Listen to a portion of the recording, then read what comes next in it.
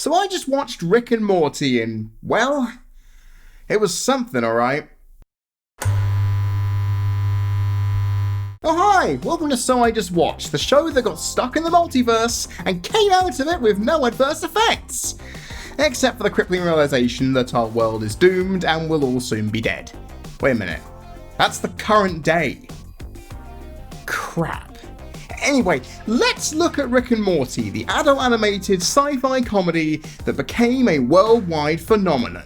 My first exposure to this series was the clip of The Plumbus. I used to watch programs like How It Was Made a lot, and my brother thought I'd get a chuckle out of the parody. I did laugh, but I wasn't interested to look further into it. The adventures of an inebriated scientist and his young charge hopping around the universe just didn't appeal to me. My disdain towards adult animation as a subgenre that's grown over time enough to ensure that a video titled like this will eventually happen didn't help matters either. However, I couldn't avoid the popularity of this series. At all. Seeing and hearing idiots complaining about a lack of Szechuan sauce, calling themselves Pickle Rick, and saying wubba-lub-dub-dub at the top of their lungs, all while treating each subsequent season like it was a world-changing event, made me ever more curious, but not intrigued enough to actually check it out. Because any Adult Swim property, by default, is the equivalent of the kid eating paste at school and then hallucinating on the fumes. Thank the Lord that this video format exists, or I may never have had a legitimate excuse to finally give it a shot and see what all the fuss is about.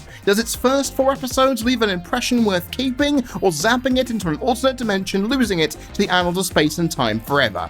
Let's nab Rick's portal gun and see what happens. First off, without any sugarcoating, the first episode, aptly called the pilot, which is the most uncreative thing to see on any form of artistic medium since an untitled track on an album, is wank. Crap. Absolutely woeful.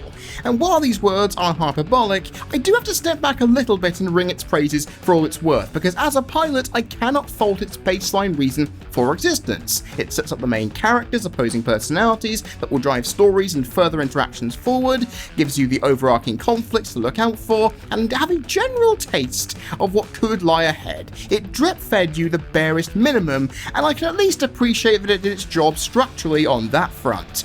But the content within was painful to sit through. Firstly, the humour is so subtle that it barely even registered. Hell, I only chuckled once, and that was at the principal's name and subsequent reaction to his own name, because I am a man-child with no self-control.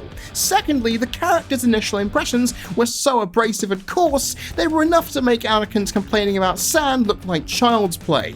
And thirdly, when it was barely passing the bar, it threw lowbrow shot after lowbrow shot at you to scream out loud that this was indeed an adult animated comedy featuring hysterical genius such as breast fondling, threat at knife point, freezing and then breaking someone to death, Jerry casually implying suicide like it was absolutely nothing, Rick being compared to Hitler, Rick talking about having sex with women whilst rubbing 2 testicle-shaped fruits against his head, Morty having to shove a cone-shaped seed up his ass, and trying to point out that a Latino did not kill the guy who was frozen earlier in an apparent jab at sensitive SJWs and strained race relations. That was all in 15 fucking minutes. Typical for a cartoon aimed at an adult audience to pull out all of its shocking trump cards at once, as the characters irritated me with their loud gesticulating from beginning to end to make it just even worse to bear. It trundled along, reaching a conclusion that felt like a cop-out to ensure this series could logically continue, and finished with Morty defenseless as Rick rambled on incoherently while the light flickered to give any sort of epileptic a fit. It was a first impression that only got worse as it went on. It was uneventful for the most part and had the lovely juxtaposition of a moral lesson followed by being chased by a random creature as a lone highlight outside of the structural integrity I noted before.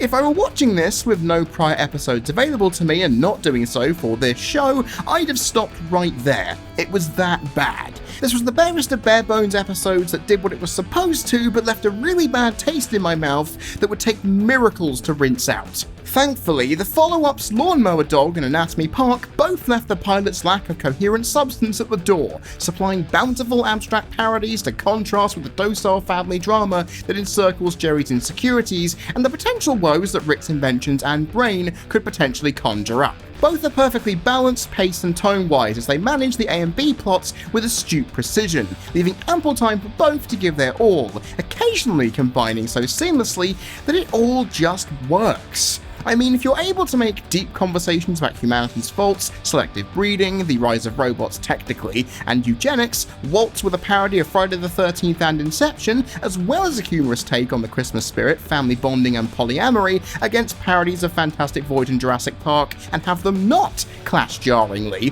then colour me damn impressed. I was laughing throughout both and was entertained immensely as I was finally offered the premium example of just how frenetic, eccentric, and absurd this show could be, all while throwing in exciting curveballs through the use of series creator Dan Harmon's patented story circle narrative framework to make it all run like clockwork.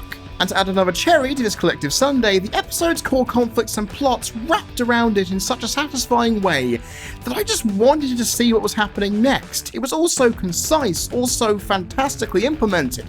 Hell, it even contained the best setup joke of the whole 4-episode selection, a slow-building, last-minute diversion about the state of Jerry's grandparents' polyamorous relationship, and it just made me legitimately howl with laughter. Further helped by John Oliver's dry wit voicing Dr. Bloom, which was an absolute joy to unexpectedly hear. Speaking of which, despite the characters not really proving likeable in many capacities, even the meek Morty, who I should sympathise with considering I'm an anxious wreck half the time, I can certainly say they're voiced well. Whilst the animation is smooth and creative in terms of the other worlds and aliens, the normal Earth is a little underwhelming, probably with good reason, as the character designs themselves look scruffy, and I can't stop staring at those bastard pupils. God, they're so weird and distracting.